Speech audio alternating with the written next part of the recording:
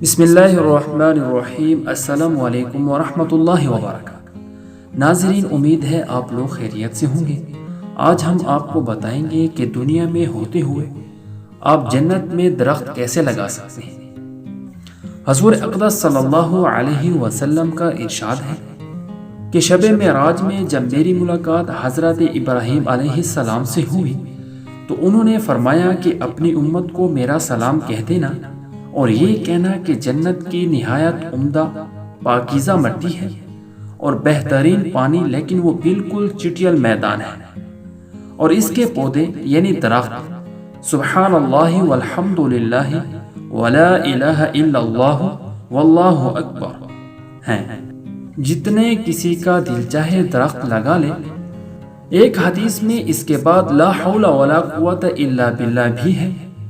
دوسری حدیث میں ہے کہ ان کلموں میں سے ہر کلمے کے بدلے ایک درخت جنت میں لگایا جاتا ہے۔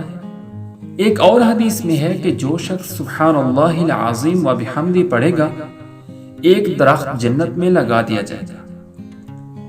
ایک حدیث میں ہے کہ حضور اقدس صلی اللہ علیہ وسلم تشریف لے جا رہے تھے، حضرت ابو ہریرہ کو دیکھا تو ایک پودا لگا رہے تھے۔ دریافت فرمایا کہ کیا کر رہے ہو؟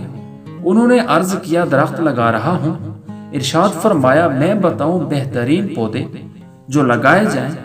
سبحان اللہ والحمد للہ ولا الہ الا اللہ واللہ اکبر، ہر کلمہ سے ایک درخت جنت میں لگتا ہے۔ ناظرین، اللہ تعالی ہم سب کو آخرت کی تیاری کرنے کی توفیق عطا فرمائے۔ ویڈیو اچھی لگی ہو تو دوستوں کے ساتھ شیئر کیجیے گا تاکہ اس کا فائدہ بھی آپ کو پہنچتا رہے۔